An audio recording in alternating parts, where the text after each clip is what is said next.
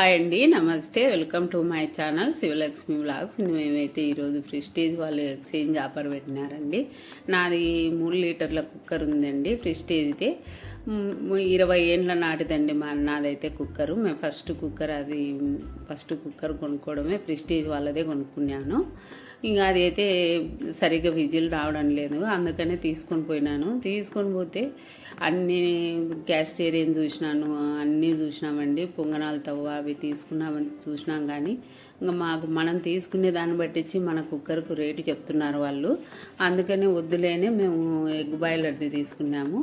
Egg boiler తీసుకోవాలనుకుంటే దాన్ని 1300 చెప్పినాడండి. 1300 చెప్పి మా కుక్కర్ అయితే 300కి తీసుకుంటాడంట.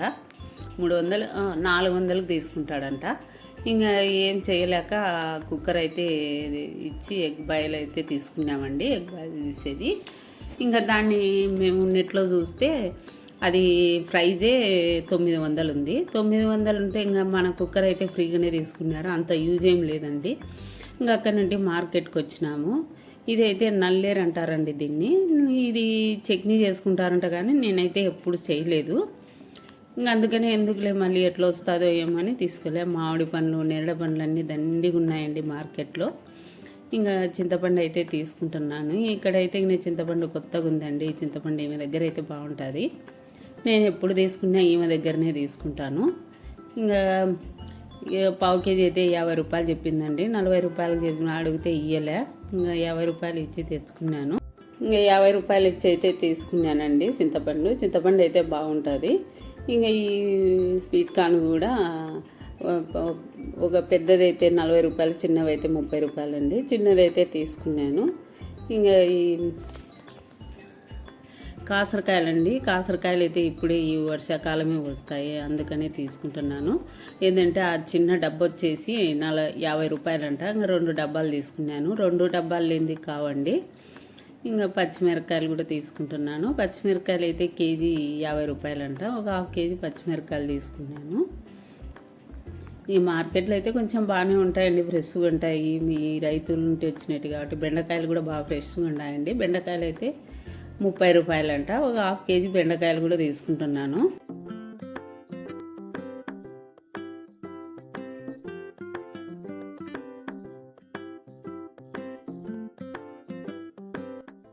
ఆలు కూడా తీసుకున్నానండి. 1 కేజీ ఆలు తీసుకున్నాను.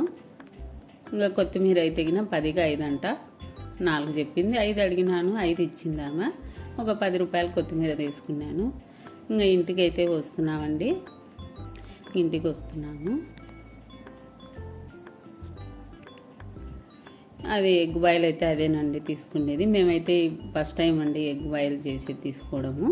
చూడాలి ఎట్లా వస్తుందో, ఎట్లా ఉడుకుతుందో.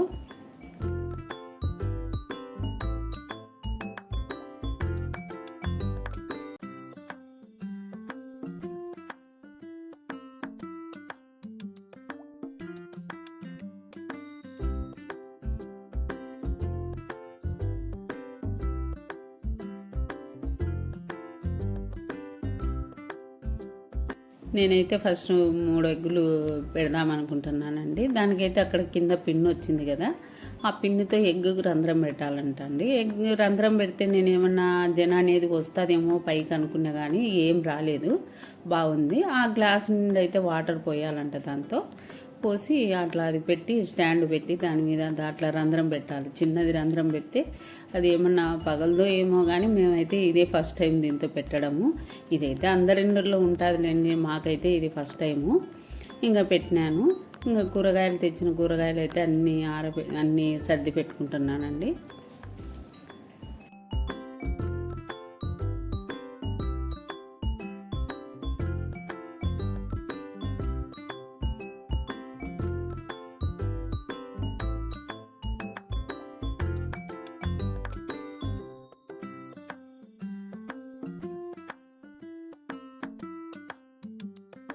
అయితే పిచ్చలు అట్లా అయితే ఏం లేదు.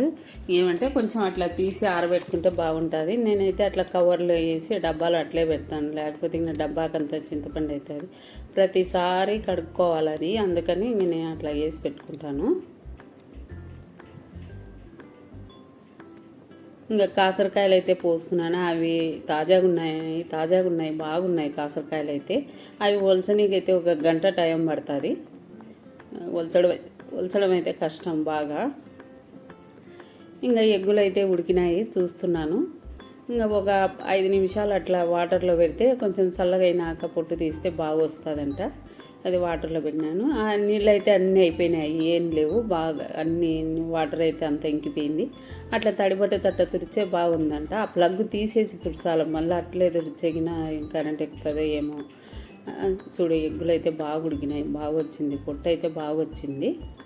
ఇంకా దానిని అయితే అట్లా 3 తీసి కట్ చేసి చూస్తాము ఎట్లా ఉడికినాయో లోపల చూడాలా.